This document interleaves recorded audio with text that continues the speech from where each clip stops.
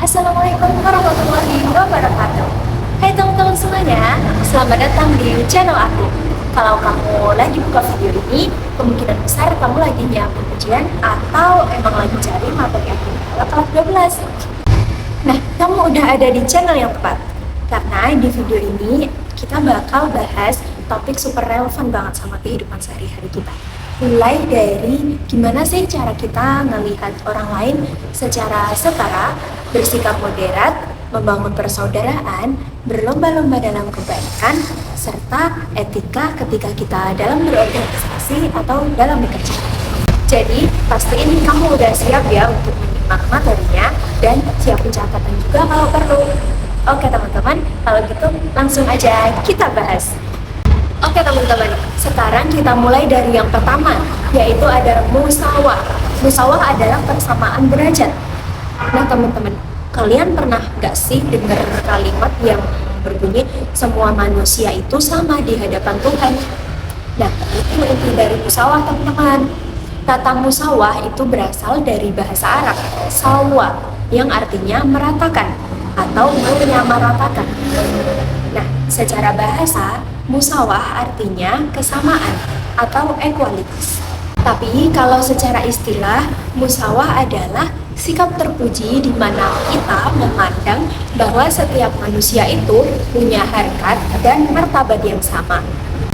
Gak peduli dia itu orang kaya atau orang miskin dan pejabat atau rakyat biasa, ataupun dia itu laki-laki atau perempuan.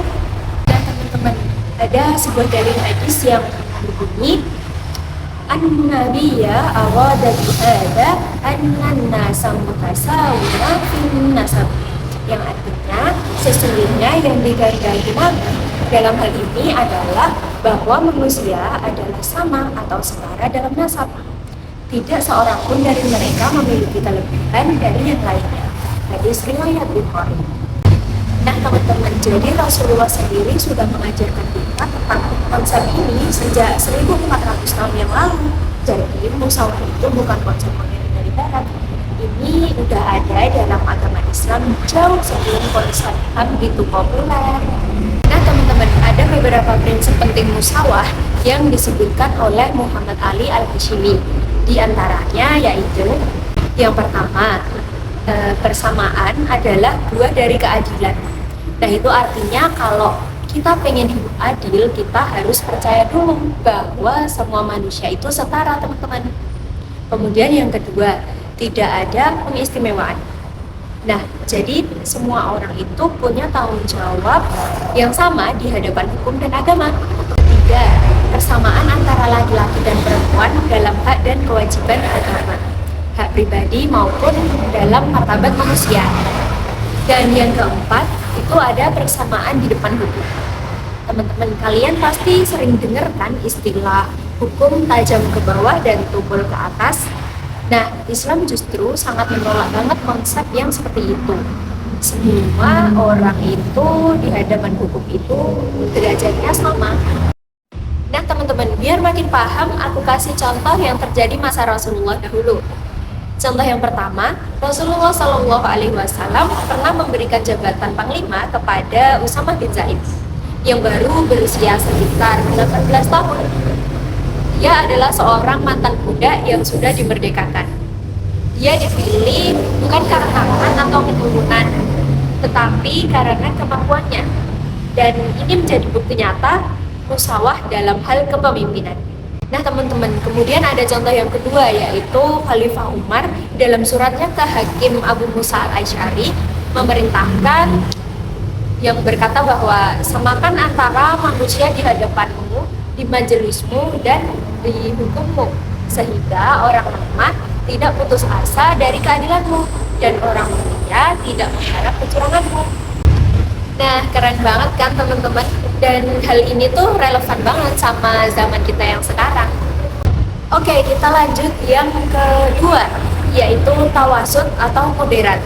Kata tawasud berasal dari kata wasato, yang artinya tengah atau pertengahan. Secara istilah, tawasud adalah sikap terpuji, di mana kita menghindari perilaku atau ungkapan yang ekstrim, dan memilih sikap yang condong ke jalan tengah. Kemudian dalil tawasud yaitu Bismillahirrahmanirrahim. Wa kadzalika ja'alnakum ummatan wasata. Yang artinya, dan demikian pula kami telah menjadikan kamu umat Islam sebagai umat pertengahan. Quran Surah Al-Baqarah ayat 143. Jadi teman-teman, Allah itu udah menyebutkan bahwa umat Islam adalah umat yang wasat atau umat yang tengah-tengah, bukan ekstrim ke kanan ataupun bukan yang ekstrim ke kiri. Tawasud dalam Islam mempunyai 3 dimensi penting. Yang pertama, dimensi akidah. Islam itu ada di antara 2 ekstrim, antara ateisme yang menolak adanya Tuhan dan politeisme yang percaya pada banyak Tuhan. Nah, Islam itu tegas monoteisme, yaitu percaya pada satu Tuhan, Allah Subhanahu wa Ta'ala. Kemudian yang kedua, dimensi akhlak. Dalam beribadah, Islam menggabungkan syariat dan hakikat. Syariat tanpa hakikat itu kepalsuan, dan hakikat tanpa syariat itu Allah kosong. Jadi harus balance atau seimbang ya teman-teman. Dan dimensi yang ketiga ada dimensi syariat. Islam itu selalu seimbang antara kepentingan individu dan kelompok. Tapi kalau ada konflik, kepentingan kelompok itu harus didahulukan. Bagaimana ya cara penerapan tawasud dalam perbedaan pendapat? Nah, ini yang sering menjadi PR kita bersama ya teman-teman. Gimana cara kita menganalisis dan menerapkan tawasud saat ada perbedaan pendapat? Ada 3 hal yang perlu diperhatikan teman-teman. Pertama, menghindari perbuatan dan ungkapan ekstrim dalam menyebarluaskan ajaran Islam. Kalau kita menge-share sesuatu di sosmed itu jangan terlalu reaktif dan emosional. Dan yang kedua, kita harus menjauhi perilaku penghakiman terhadap seseorang karena perbedaan pemahaman. Enggak semua yang berbeda itu salah ya teman-teman. Kemudian yang ketiga itu kita harus memegang prinsip persaudaraan dan toleransi dalam kehidupan bermasyarakat. Nah, bayangin ada 2 teman kamu yang beda pilihan OSIS. Satu pengen acara OSISnya itu formal, dan yang satu lagi itu pengen yang santai aja. Nah, disinilah sikap tawasud itu seharusnya dilaksanakan. Kita harus mendengarkan dua-duanya, kemudian mencari titik tengah yang bisa diterima semua pihak. Itu baru namanya moderat teman-teman. Kemudian materi yang ketiga kita membahas tentang ukhuwah. Ukhuwah berasal dari kata akhu yang artinya saudara. Secara istilah, ukhuwah adalah sikap terpuji di mana kita menumbuhkan perasaan kasih sayang, persaudaraan, kemuliaan, dan rasa saling percaya terhadap orang lain. Kemudian dalil naklinya ada pada salah satu ayat yang sangat powerful dan terkenal soal persaudaraan, yaitu ada di surah Al-Hujurat ayat 10. Bismillahirrahmanirrahim. Innamal mu'minuna ikhwatun fa'aslihu baina akhawaykum wattaqullaha la'allakum turhamun. Artinya, sesungguhnya orang-orang mukmin itu bersaudara. Karena itu, damaikanlah antara kedua saudaramu yang sedang berselisih dan bertakwalah kepada Allah agar kamu mendapat rahmat. Nah, ini salah satu dalil yang wajib kalian hafalkan ya teman-teman. Menurut Profesor Quraisy Shihab, ukhuwah itu ada 4 teman-teman. 1. Ukhuwah fil ubudiyah, yaitu persaudaraan semua makhluk ciptaan Allah, karena kita sama-sama hamba Allah. Kemudian yang kedua ada ukhuwah fil insaniyah, yaitu persaudaraan seluruh manusia karena kita berasal dari Adam dan Hawa.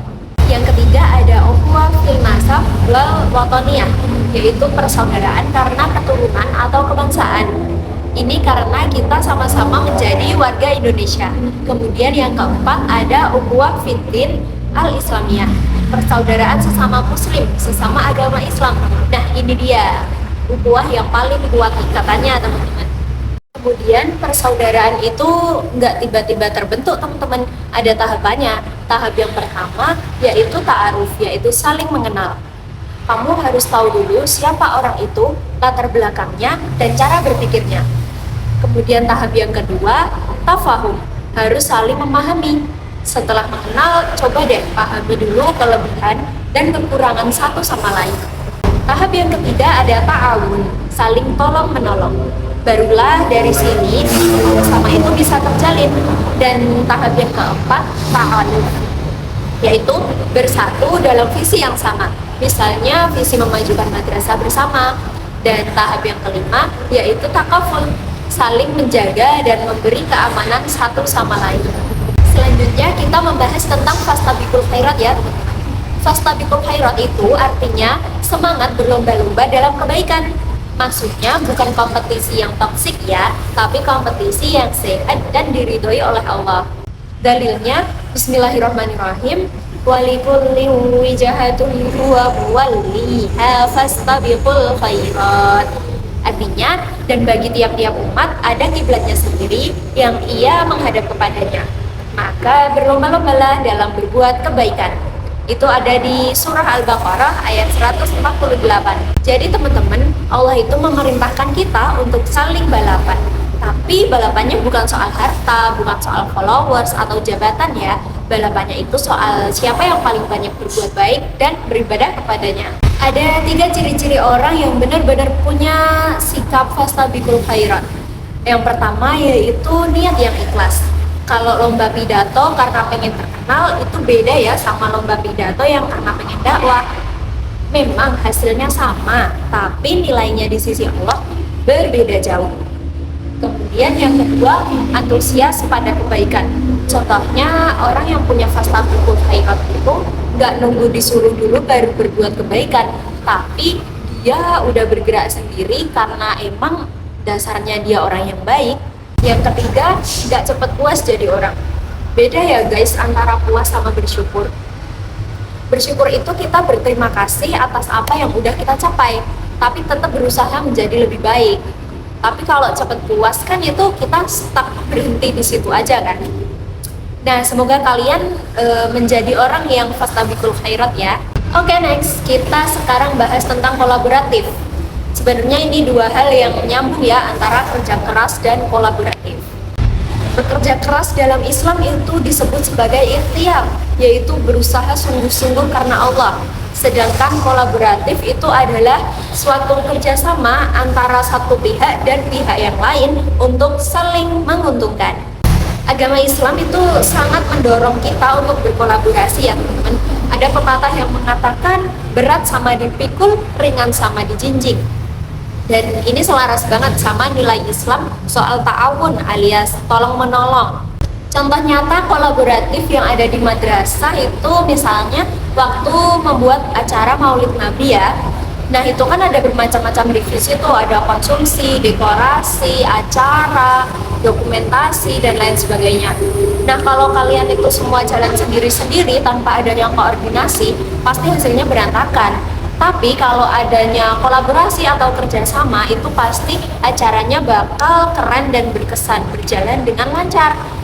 Ada beberapa prinsip penting dalam kolaboratif dalam Islam. Yang pertama, kolaborasi itu harus dalam hal yang baik-baik. Dan kedua, utamakan kepentingan bersama. Ketiga, didasari kejujuran, keterbukaan, dan saling percaya. Keempat, ada hubungan kerjasama yang jelas antar sesama individu. Selanjutnya kita bahas 2 sikap yang saling melengkapi. Apa sih itu? Yaitu optimis dan dinamis. Yang pertama ada dinamis. Menurut Kamus Besar Bahasa Indonesia, dinamis artinya penuh tenaga dan semangat, cepat bergerak, dan mudah menyesuaikan diri dengan keadaan. Jadi, orang yang dinamis itu nggak kaku, dia sangat adaptif dan siap bergerak di kondisi apapun. Sedangkan optimis adalah selalu berpengharapan baik dalam menghadapi segala hal. Keyakinan bahwa langkah yang kita ambil akan berujung pada hasil yang memuaskan. Positive thinking istilahnya teman-teman. Untuk dalilnya, Bismillahirrahmanirrahim. Wala tahinu wala tahzanu wa antumul a'launa in kuntum mu'minin. Artinya, janganlah kamu bersikap lemah dan janganlah pula kamu bersedih hati. Padahal kamulah orang-orang yang paling tinggi derajatnya jika kamu orang-orang yang beriman. Ada pada surah Ali Imran ayat 139. Nah, di sini sudah jelas banget dijelaskan sama Allah Subhanahu wa taala bahwa kita tidak boleh lemah, tidak boleh bersedih hati. Artinya, Allah itu sudah memberi peringatan pada kita ya, teman-teman, agar kita selalu optimis dan dinamis. guys, jadi gimana sih contoh nyata kolaboratif dan optimis itu dalam kegiatan organisasi di madrasah? Oke, bayangkan aja deh, tim pramuka kalian nih mau ikut lomba tingkat kecamatan. Situasinya tuh waktu persiapan hanya seminggu, terus pesertanya banyak, fasilitasnya terbatas. Nah, di sini kombinasi kolaboratif dan optimis itu sangat penting banget. Kolaboratifnya apa? Dah, tiap anggota itu kan punya tugas. Ada yang latihan baris berbaris, ada yang bikin tenda, ada yang hafal-hafalan sandi. Nah, terus gak ada yang nganggur, semua harus berkontribusi. Kemudian optimisnya apa sih? Optimisnya yaitu meskipun waktunya itu mepet, tim kalian itu tetap yakin kita pasti bisa. Bukannya sombong ya, tapi keyakinan yang didukung sama latihan keras dan doa itu pasti hasilnya bagus. Kemudian hasilnya apa? Bahkan kalau kalian nggak menang sekalipun, tim yang kolaboratif dan optimis itu pasti selalu punya pengalaman yang berharga dan ukhuwah yang semakin kuat. Oke, kita masuk ke pembahasan yang terakhir, ada etika dalam organisasi dan etika dalam profesi. Teman-teman, kata organisasi sendiri berasal dari bahasa Yunani yaitu organon, yang artinya alat bantu atau instrumen. Secara istilah, organisasi adalah sistem sosial yang dikoordinasikan secara sadar dengan aturan yang telah dibuat dan disepakati bersama untuk mencapai tujuan tertentu. Jadi, organisasi itu bukan sekedar kumpul-kumpul aja. Tentu harus ada strukturnya, ada aturan, dan tujuan yang jelas. Dan dari situlah lahir etika berorganisasi. Ada 4 etika berorganisasi yang perlu kalian tahu. Pertama, niat dan tujuan yang mulia. Rasulullah SAW bersabda, sesungguhnya semua amal perbuatan tergantung pada niatnya. Organisasi yang didirikan dengan niat mulia akan lebih bermanfaat dan terarah. Kedua, amanah. Jadi setiap orang dalam berorganisasi itu harus bertanggung jawab atas tugas yang diberikan. Kata Rasulullah, tidak ada iman bagi orang yang tidak amanah. Dan yang ketiga, saling tolong-menolong. Pembagian tugas itu penting, tapi bukan berarti individualis. Dan kita harus siap membantu teman jikalau teman membutuhkan pertolongan ya. Kemudian yang keempat, berkomunikasi dengan baik. Islam punya 5 prinsip komunikasi, teman-teman. Yang pertama, qaulan kariman, kata-kata mulia. Qaulan layyinan, lemah lembut. Qaulan sadidan, jujur dan benar. Qaulan balighan, tepat sasaran. Dan qaulan ma'rufan, mudah dimengerti. Selanjutnya kita membahas tentang etika profesi. Dalam Kamus Besar Bahasa Indonesia, profesi dimaknai sebagai pekerjaan yang dilandasi pendidikan keahlian tertentu. Menurut De George, profesi adalah pekerjaan yang dilakukan sebagai kegiatan pokok untuk menghasilkan nafkah dalam hidup dan yang mengandalkan suatu keahlian. Contohnya apa, teman-teman? Contohnya dokter, insinyur, kemudian guru juga profesi loh, teman-teman. Kemudian dalam perspektif Islam, profesi adalah segala aktivitas dinamis yang bertujuan memenuhi kebutuhan tertentu dan dalam mencapainya seseorang berupaya penuh dengan kesungguhannya untuk mewujudkan prestasi yang optimal sebagai bukti pengabdian kepada Allah Subhanahu wa Ta'ala. Nah, ada bedanya loh antara profesi dan profesional. Jadi, profesi itu soal bidang kerja yang mengandalkan keahlian khusus. Sedangkan profesional itu orangnya, teman-teman, yang tahu keahliannya. Meluangkan seluruh waktu untuk profesi itu, kemudian hidup dari sana dan bangga akan pekerjaannya. Dalam agama Islam, semua profesi boleh dikerjakan selama tidak mengandung larangan dari agama dan tidak melanggar syariat Islam. Setiap pekerjaan yang kita tekuni akan dipertanggungjawabkan di hadapan Allah Subhanahu wa Ta'ala. Nah, tentunya sama seperti organisasi, profesi itu juga ada etikanya. Dalam bekerja, kita harus selalu bersikap amanah, jujur, dan menaati perintah pimpinan selama itu merupakan hal yang positif.